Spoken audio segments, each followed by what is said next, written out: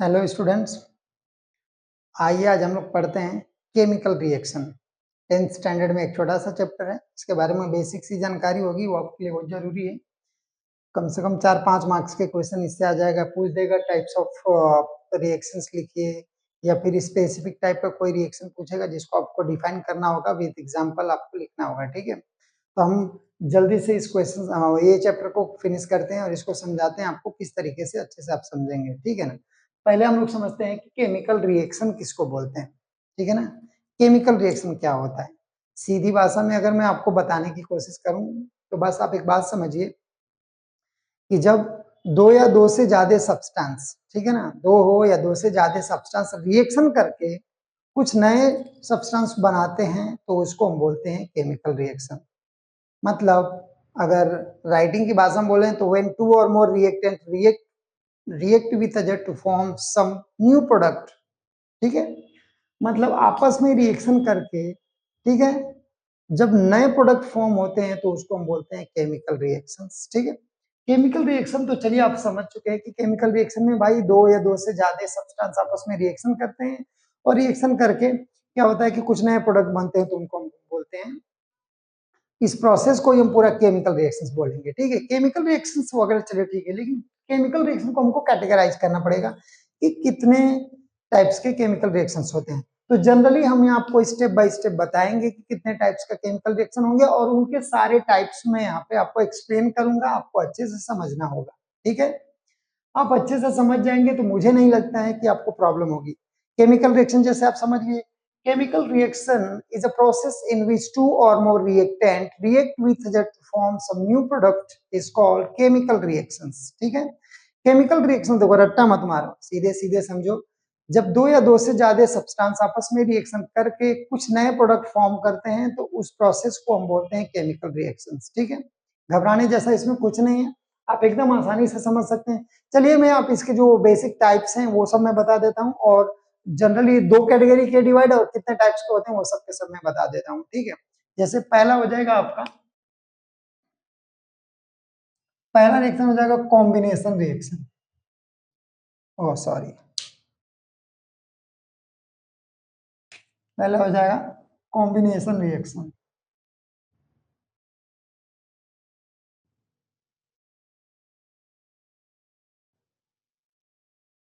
ठीक है, combination reaction हो जाएगा।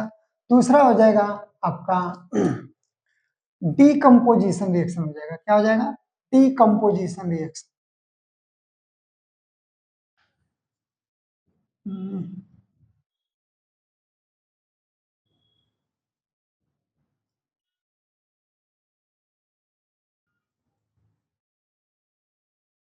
ठीक है, नेक्स्ट तीसरा रिएक्शन हो जाएगा डिस्प्लेसमेंट रिएक्शन हो जाएगा। क्या हो जाएगा आपका? Displacement reaction. ये भी आपको समझना होगा।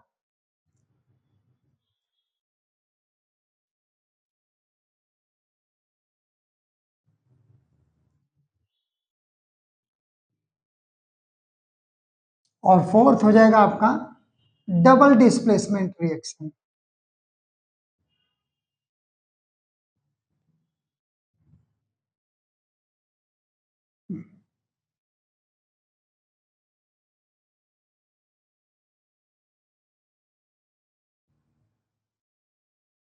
ठीक है, आपको पहले चार टाइप के रिएक्शंस को मैं एक्सप्लेन करता हूं, आप इसको आप अच्छे से पहले समझो। ओके, पहले आप समझना होगा कि रिएक्शंस, केमिकल रिएक्शंस क्या होता है। तो केमिकल रिएक्शन में आपको मैं बता चुका हूं कि when two or more reactant react with each other to form some new products. ठीक है, तो कुछ नए प्रोडक्ट बनाने के प्रोसेस को ही हम क्या बोलेंगे? केमिकल रिएक्शन बोलेंगे, अलग तरीके से। लेकिन पहले आप यहाँ पे वन बाय वन समझते हैं। तो केमिकल रिएक्शन को हम चार कैटेगरी में हम पहले तोड़ लेते हैं। ठीक है ना, पहला हो जाएगा combination reaction, displacement sorry decomposition reaction, displacement reaction और डबल डिस्प्लेसमेंट रिएक्शन। ये होता क्या है आप इसको समझेंगे, और समझने के बाद आप एक एक एग्जाम्पल इनका लिख लेंगे तो मुझे लगता है कि सफिशियंट हो जाएगा। आपको बहुत रट्टा मारना नहीं, इस चैप्टर में और भी कुछ है लेकिन ये चार पहले समझ लीजिए। पहले आप ये समझिए कि ये कॉम्बिनेशन रिएक्शन क्या होता है।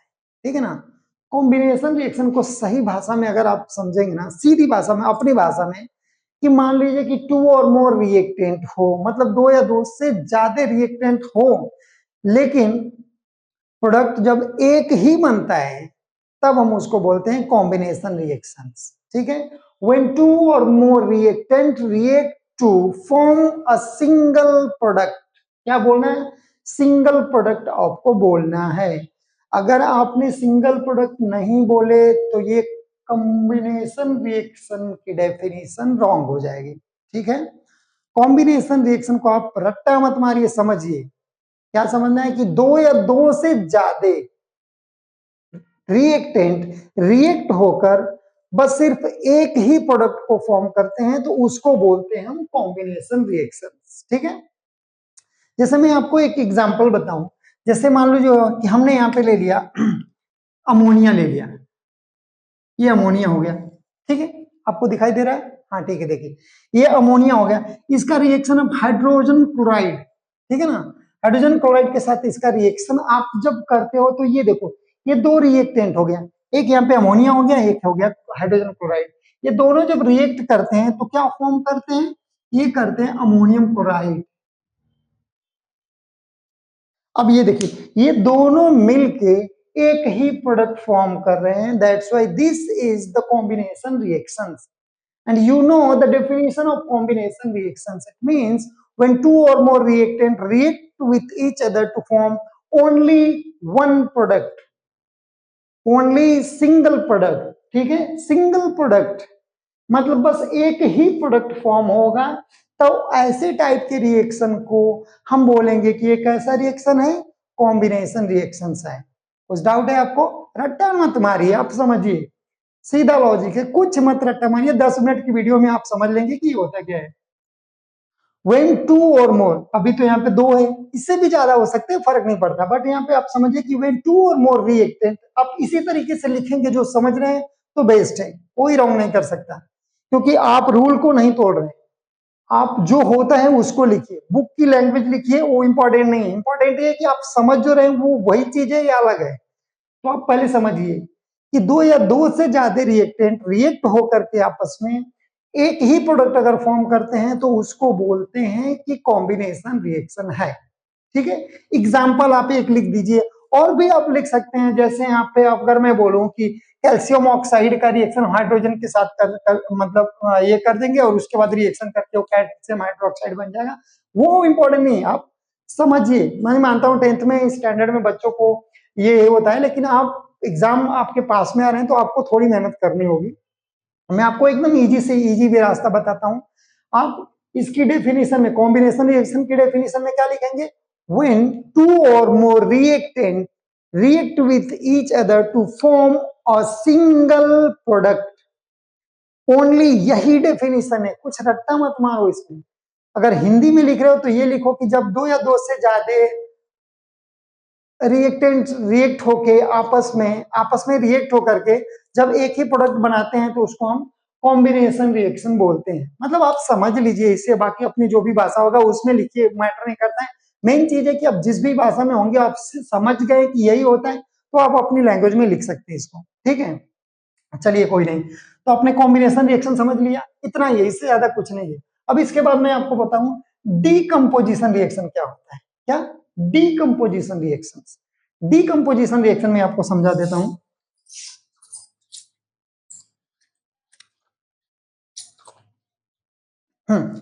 चलिए, डीकंपोजिशन रिएक्शन मान लेते हैं कि ऐसा कोई रिएक्शन, ठीक है ना, ऐसा डीकंपोजिशन ऐसा रिएक्शन होगा जिसमें 2 या 2 से ज्यादा प्रोडक्ट फॉर्म होंगे। आप समझे,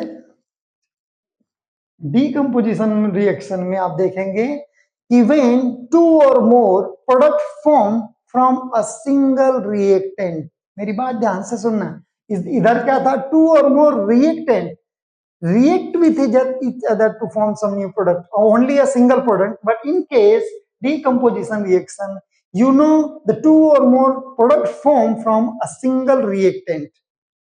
ठीक है, आप मेरी बात को समझ रहे हैं, 2 or more product form from a single reactant is known as decomposition reactions। कुछ प्रॉब्लम है, आप सुने मेरी बात को, जब एक ही रिएक्टेंट से दो या दो से ज्यादा प्रोडक्ट फॉर्म होते हैं तो उसको बोलते हैं डीकंपोजिशन रिएक्शन। कुछ भी डाउट है? देखिए रट्टा मत मारिए, मेरी बात को सुनिए, मैं क्या बोल रहा हूं। जैसे मान लीजिए कोई एक प्रोडक्ट है, उसको हमने गर्म कर दिया और इसमें से अलग अलग कई सारे प्रोडक्ट बन गए, तो इसको हम बोलेंगे डीकंपोजिशन रिएक्शन हो रहा है। जैसे मैं एक एग्जांपल समझाता हूँ। देखिए इसका एक एग्जांपल लिख रहा हूँ। यहाँ पे हमने ले लिया कैल्शियम कार्बोनेट। क्या लिया? Calcium carbonate. ठीक है, हमने क्या किया, इसको गर्म कर दिया। ठीक है ना, this is the sign of the providing heat. तो ये आप इसको समझते हैं कि इसको हम गर्म कर रहे हैं। ठीक है ना, ये हमने कैल्शियम कार्बोनेट को गर्म किया, तो आपको भी पता है क्या बनेगा, कैल्शियम ऑक्साइड बन जाएगा और यहाँ पे आपका रिलीज हो जाएगा carbon dioxide. And look here, calcium carbonate एक क्या है, प्रोडक्ट रिएक्टेंट, और इसमें से दो प्रोडक्ट फॉर्म हो रहे हैं, तो ये दूसरी कैटेगरी जो डीकंपोजिशन रिएक्शन है उसकी कैटेगरी में ये आ जाएगा। ठीक है, इसी तरीके से मान लीजिए आपको जैसे मैं बोलूं कि शुगर है, ठीक है ना, C6H12O11, इसमें आप देखेंगे, ठीक है ना, ये रिएक्शन आप जब करेंगे तो आगे आप देखेंगे कि वो भी टूट जाता है, कार्बन में टूटता है और वाटर मॉलिक्यूल में ब्रेक हो जाता है। रिएक्शन लिख सकते हैं, लेकिन आप सीधे सीधे समझिए, डीकंपोजिशन रिएक्शन में एक ही रिएक्टेंट होगा जो दो या दो से ज्यादा प्रोडक्ट में टूट जाता है। जैसे यहाँ पे calcium carbonate is a reactant which divide into calcium oxide and carbon dioxide, sorry calcium oxide और कार्बन डाइऑक्साइड। ठीक है, तो इस तरीके से आप दूसरे जो डीकंपोजिशन रिएक्शन इसको आप समझ गए। पहले में आप क्या सीखे थे, when two or more reactant react with each other to form only a single product is called combination reaction. But in case decomposition reaction, when two or more products form from a single reactant is called decomposition reactions. ठीक है, आगे आप बढ़ते हैं, थोड़ा सा देखते हैं डिस्प्लेसमेंट रिएक्शन क्या होता है। एकदम इजी, आप 10th स्टैंडर्ड के अगर हैं तो आप देखिए आपके लिए एकदम इजी वे है। ठीक है ना, रट्टा मारने की कोई जरूरत नहीं, यहाँ पे आप बस कंसेप्ट को समझिए, मैं चीजें आपको एकदम अच्छे से समझा दूंगा और आप जो समझेंगे वही लिखिए। एक एग्जांपल लिखिए और जो आप समझ रहे हैं वही लिखना है आपको। चलिए मैं आपको एक आगे दिखाता हूं। जैसे डी डिस्प्लेसमेंट रिएक्शन में मैं बोलूं कि डिस्प्लेसमेंट रिएक्शन ये कैसा रिएक्शन होता है यार, ये तो हमको समझ ही नहीं आ रहा है। जैसे मैं बोलूं, मैं यहाँ पे ऐसे खड़ा हो गया भाई, अब मेरे को यहाँ से कौन हटा सकता है? आप भी समझ सकते हैं, मुझे हटाने के लिए मुझसे पावरफुल इंसान जो होगा ये वो मुझे यहाँ से हटाएगा। अगर मैं नहीं हटूंगा तो कान के नीचे मारेगा, मेरे को हटाएगा। मतलब सीधा सीधा कंसेप्ट ये है कि मुझे यहाँ से हटाने के लिए मुझसे भी पावरफुल इंसान चाहिए जो मुझे यहाँ से हटा सके। सेम लाइक दैट, जैसे मान लो ये ए बी है, ये दोनों एक साथ हैं और यहाँ पे सी है, तो ये सी अगर इस ए से क्या है पावरफुल, तो ये सी क्या करेगा, ए को यहां से हटाएगा।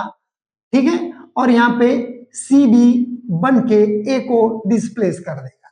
ठीक है ना, पहले इस कंसेप्ट को पहले समझो, ये कंसेप्ट को समझो। और आपको भी पता है कि जब ऐसी प्रोसेस होता है तो ये पहले चीज आयन में क्या होती है, कन्वर्ट होती है, उसके बाद ये प्रोसीजर होता है। जैसे मैं बोलूं कि व्हेन, जैसे देखो बोलूंगा कि द रिएक्शन इन विच, ठीक है ना, the reaction in which the, जैसे आपको मतलब वैसे समझाने के लिए अगर मैं बोलूं तो आप सीधे सीधे बोलेंगे कि ions of less reactive, sorry आपको रुकिए मैं इसको मिटाता हूं, आप बस इतना समझिए, the reaction in which the ions of less reactive atom or element taken by the more reactive atoms of ions. मतलब आप यहाँ पे ऐसे समझिए कि ये डिस्प्लेसमेंट रिएक्शन में जो होगा, लेस रिएक्टिव एलिमेंट्स के जो आयंस होंगे वो मोर रिएक्टिव एलिमेंट्स के आयन के द्वारा क्या कर दिए जाएंगे, डिस्प्लेस कर दिए जाएंगे। जैसे मैंने बोला कि मैं यहाँ पे हूँ, मुझे हटाने के लिए मुझसे पावरफुल इंसान या जो भी होगा मुझे यहाँ से हटा सकता है, वही जो मुझसे पावरफुल होगा। ठीक है, सेम लाइक दैट यहाँ पे भी होता है, इस रिएक्शन में भी वही होगा। अब रिएक्शन में क्या होगा, अब आप उसको समझाने के लिए सही भाषा में समझिए कि ऐसा रिएक्शन जिसमें किसी कम रिएक्टिव, लेस रिएक्टिव मतलब कम रिएक्टिव एलिमेंट्स के आयन को ज्यादा रिएक्टिव एलिमेंट्स के आयन द्वारा डिस्प्लेस कर दिया जाता है, मतलब हटा दिया जाता है उसकी जगह से, तो ऐसे रिएक्शन को हम क्या बोलते हैं, displacement reaction, and that's it. यही होगी इसकी, ये बहुत इसमें कुछ ये नहीं है। मैं इसका एग्जांपल भी बताता हूँ, पहले आप समझिए। जैसे यहाँ पे हमने एक रिएक्शन लिख दिया, ये हमने लिखा कॉपर सल्फेट, इसका रिएक्शन हमने आयरन के साथ कर दिया, ठीक है ना। अब इसमें कुछ कुछ कंडीशन समझिए। ये अब ये देखिए, ये यहाँ पे एक कंडीशन ये है कि ये जो एटम है कॉपर और ये जो आयरन है, तो iron is more reactive than copper, that's why iron can displace copper from their salt. मतलब यहां से इसको डिस्प्लेस कर देगा और आगे क्या हो जाएगा, यहाँ पे आयरन सल्फेट हो जाएगा। ये तो ये रिएक्शन पूरी तरीके से हो जाएगी। आप देख सकते हैं इसमें इसके द्वारा इसको डिस्प्लेस करके अलग कर दिया गया, और ये प्रोसेस को हम बोलेंगे डिस्प्लेसमेंट रिएक्शन। तो डिस्प्लेसमेंट रिएक्शन क्या होगा, displacement reaction in which the reaction, आप ये बोलेंगे कि the displacement reaction in which the ions of the less reactive atom displaced by the more reactive atoms. क्या रट्टा मारना है इसमें, कुछ नहीं। रिएक्शन तो आप एक तो लिख सकते ना, अब 10th में है, आपको एक एग्जाम्पल लिखना पड़ेगा।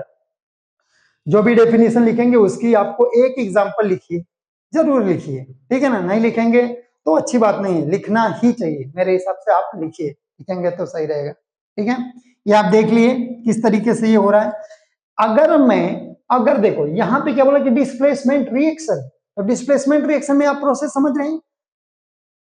डिस्प्लेसमेंट रिएक्शन में क्या प्रोसेस हो रहा है भाई, एक चीज दूसरे के द्वारा क्या हो जा रही है, डिस्प्लेस हो जा रही है। कैसे हो जा रही है, क्योंकि वो इससे ज्यादा पावरफुल है। मतलब iron is more reactive than copper, that's why iron can displace the copper from their ionic composition, और फिर सॉल्ट जैसे आप बोल सकते हैं, या फिर सल्फेट आयन यहां से उसको डिस्प्लेस कर दे रहा है। मान लीजिए कि यहाँ पे हमने यहाँ पे गोल्ड ले लिया होता है, तो gold can not displace the copper from their sulphate ion, नहीं कर सकता। क्यों नहीं कर सकता, because gold is less reactive than copper. तो कभी कभी जब ऐसे रिएक्शंस देता है तो आपको यहाँ पे आगे प्रोडक्ट पूछेगा, तो आप कभी कभी ये भी देखिए, रिएक्टिविटी सीरीज आप 10-15 कुछ एलिमेंट्स होते हैं, वो आप देख लीजिए, लर्न कर लीजिए, और उसके हिसाब से आप ये चीजों को इजीली कर लेंगे, ठीक है। तो आपने देखा कॉम्बिनेशन रिएक्शन हमने आपको बताया, डीकम्पोजिशन रिएक्शन बताया, डिस्प्लेसमेंट रिएक्शन बताया, हमने आपको डबल डिस्प्लेसमेंट रिएक्शन सभी बताते हैं। और इस तरीके से 4 टाइप्स के रिएक्शन को आप अच्छे तरीके से समझ लेंगे। और भी इसमें बहुत सारी चीजें हैं, मतलब मेरा टारगेट ये था कि ये कंसेप्ट आपका क्लियर हो जाए विथ एग्जांपल, तो आपको सही रहेगा, ठीक है। तो आपने क्या देखा डिस्प्लेसमेंट रिएक्शन में, the reaction in which the ions of the less reactive elements is taken by the another more reactive elements, ठीक है ना, more reactive elements by forming of its own ion. अब जैसे बोलना है बोलिए, लेकिन सीधी बात है तो यही है कि एक रिएक्शन ऐसा है कि जिसमें कम रिएक्टिव जैसे कम रिएक्टिव एलिमेंट्स के आयन को ज्यादा रिएक्टिव एलिमेंट्स के आयन द्वारा डिस्प्लेस कर दिया जाता है, उसी को कहते हैं डिस्प्लेसमेंट रिएक्शन, ठीक है। अब ये तो चलो हो गया, अभी मैं इसके आगे वाला डबल डिस्प्लेसमेंट रिएक्शन का थोड़ा सा आपको बता देता हूं, निकलना पड़ेगा मुझे अभी क्लास के लिए, बट अब समझ। डबल डिस्प्लेसमेंट क्या हो गया, double displacement is a process in which the ions of, ठीक है ना, the ions are exchange between between them बोल सकते हो। जैसे ये ऐसा रिएक्शन होगा जिसमें रिएक्टेंट्स होंगे ना, उनमें आपस में आयंस का एक्सचेंज हो जाएगा, मतलब ये वाला उसको दे देगा, वो वाला इसको दे देगा, इस तरीके से डबल डिस्प्लेसमेंट हो जाता है, ठीक है। जैसे अगर मैंने आपको यहाँ पे समझाने की कोशिश करूं, तो यहाँ पे मैंने एक जैसे मान लीजिए हमने ले लिया सोडियम सल्फेट ले लिया, Na2SO4, ठीक है, Na2SO4 हमने ले लिया, और यहाँ पे अगर मैंने ले लूं एल्यूमिनियम क्लोराइड, हाँ, ऐसे हमने कुछ भी ले लिया, उससे फर्क नहीं पड़ता, आप बस इसको देखिए, ठीक है ना। ये अगर हमने ले लिया, अब इस रिएक्शन में देखिए यहाँ पे एक है और एक यहाँ पे, अब इसमें ये जो सोडियम है ये इससे ज्यादा रिएक्टिव है, ठीक है ना। तो ये इसको यहाँ पे मतलब यहाँ पे डिस्प्लेस करेगा, तो ये वापस यहाँ पे चला जाएगा ऑटोमेटिकली। तो प्रोडक्ट क्या फॉर्म होगा, तो यहाँ पे मैं लिख दूंगा NaCl, ठीक है, एल्यूमिनियम क्लोराइड, और यहाँ पे बन जाएगा प्लस ये देखिए यहाँ पे हो जाएगा,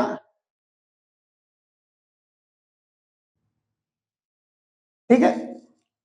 इस तरीके से ये प्रोडक्ट फॉर्म हो जाएगा, आपको दिखाई दे रहा होगा अच्छे से, ठीक है। तो आप बस समझिए कि double displacement is a process in which double displacement reaction in is a reaction in which the exchange of ions in which the exchange of ion will take place between the reactants, बस ऐसे समझ लीजिए, ठीक है ना। Double displacement reaction में क्या हो रहा है कि ये जो रिएक्टेंट्स होते हैं इनमें आपस में आयंस का एक्सचेंज हो जा रहा है, मतलब ये इसको दे देगा और ये वाला इसको दे देगा, आपस में एक्सचेंज कर लेते हैं। तो ऐसे प्रोसेस को हम क्या बोलते हैं, डबल डिस्प्लेसमेंट रिएक्शंस, ठीक है ना। इसमें दो डेफिनेशंस और है, मैं बता देता हूं कि chemical reaction also categorize into the two different form like exothermic और इंडोथर्मिक। एक्सोथर्मिक सीधी बात से क्या होती है वैसे समझिए, जैसे रिएक्शन, अगर रिएक्शन हो रही है तो उसमें से हीट रिलीज अगर हो रही है, हीट उसमें से निकल रही है, तो मतलब समझिए कि ये एक्सोथर्मिक रिएक्शन है। लेकिन ऐसा रिएक्शन जिसमें आपको हीट प्रोवाइड करना पड़ रहा है, मतलब आपको गर्म करना पड़ रहा है, हीट हीट ऑब्जॉर्व कर रही है वो, तो ऐसी केस में समझ लीजिए कि वो क्या हो जाएगा, आपका एंडोथर्मिक रिएक्शन, ठीक है ना। बस ये छोटी वीडियो थी इसलिए मैंने जल्दी से बनाया आपको समझाने के लिए, चार जो टाइप ऑफ रिएक्शन है ये मुझे समझाना था। अब बस इसको समझिए, चैप्टर से रिलेटेड कोई भी प्रॉब्लम होगी, जैसे कैटलिस्ट क्या होता है वो भी मैं आपको आगे बता दूंगा, लेकिन अब बस इतना समझिए, अभी मुझे क्लास के लिए निकलना पड़ेगा, ठीक है। तो चलिए मैं निकलता हूं, लेकिन यहाँ के लिए आप बस इतना समझिए कि रिएक्शंस के टाइप्स ऐसे जो आप समझते हैं उसी को लिखिए और एक एक एग्जांपल आप लिखते रहिए। चलिए ठीक है, मिलते हैं नेक्स्ट वीडियो में।